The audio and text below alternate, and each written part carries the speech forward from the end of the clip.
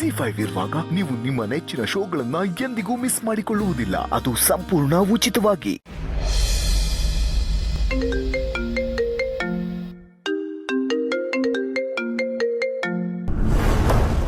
Vedant phone pick ಮಾಡು. ಇವನೊಬ್ಬ ಯಾವಾಗ ಫೋನ್ ಪಿಕ್ ಮಾಡ್ತಾನೆ, ಯಾವಾಗ ಫೋನ್ ಪಿಕ್ ಮಾಡಲ್ಲ ಅಂತಾನೆ ಗೊತ್ತಾಗಲ್ಲ. ಯಾವಾಗ ಟಾರ್ಚರ್ ಮಾಡ್ತಿದ್ಯಾ? ಫೋನ್ ಪಿಕ್ ಮಾಡು ವೇದಾಂತ್, ಬೇಗ.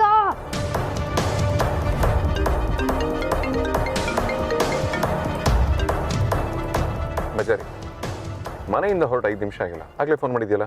ನೀನು ಏನಾದರೂ ಅಷ್ಟು ಅರ್ಜೆಂಟ್ ಇದ್ರೆ 5 ನಿಮಿಷ ವೆಯ್ಟ್ ಮಾಡಿ, ಆ ಹುಡುಗಿರೋ ಲೊಕೇಶನ್ ರೀಚ್ ಆಗ್ತೀನಿ. ಮತ್ತೆ ಏನು ಮಾತಾಡಿದೆ, ಏನೇನು ಮಾತಾಡಿದ್ರಿ, ಅವಳೇನು ಅಂದ್ಲು, ನೀನೇನು ಅಂದೆ ಅಂತೀವೆಲ್ಲ ಕೇಳಕ್ಕೆ ಹೋಗ್ಬೇಡ.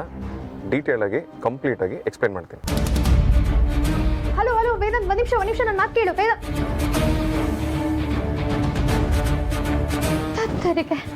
ನನಗೆ ಪೇಷನ್ಸ್ ಇಲ್ಲ ಅಂತ ಹೇಳ್ತಾನೆ. ಇವನೇನು ಭಾರಿ ಪೇಷನ್ಸ್ ಇದೆ.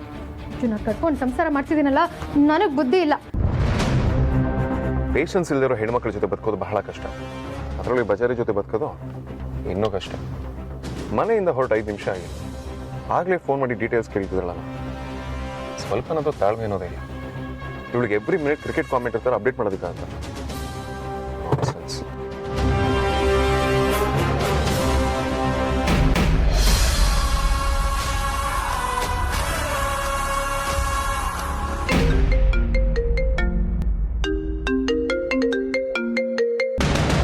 ಬಜಾರಿ, ಎಷ್ಟೆಲ್ಲ ಹೇಳ್ಬೇಕು ನಿನಗೆ?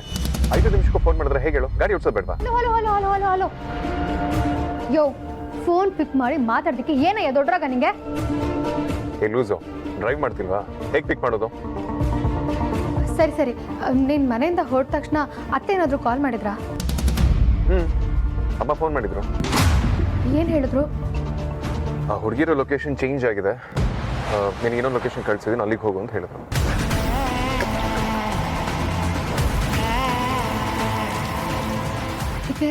ನನ್ನ ಕೇಸ್ ಕರೆಕ್ಟ್ ಆಗಿದೆ. ಸುಹಾಸಿನಿ ವೇದನ್ನ ಬೇರೆ ಲೊಕೇಶನ್ ಕಳಿಸ್ತಾಳೆ. ಏ ಬಜಾರಿ.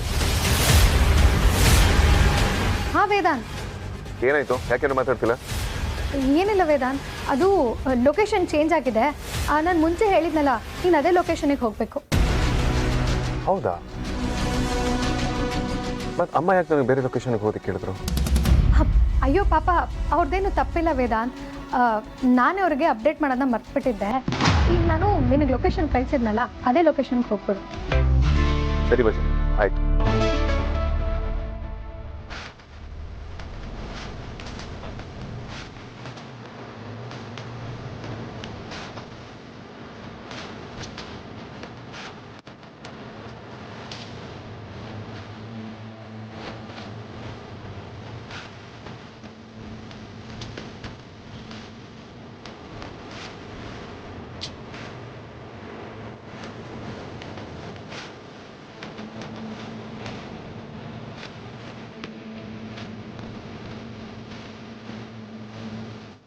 ಜಿ5 ಆಪ್ ಡೌನ್ಲೋಡ್ ಮಾಡಿ ಎಲ್ಲಾ ಸಂಚಿಕೆಗಳನ್ನು ಸಂಪೂರ್ಣ ಉಚಿತವಾಗಿ ನೋಡಿ.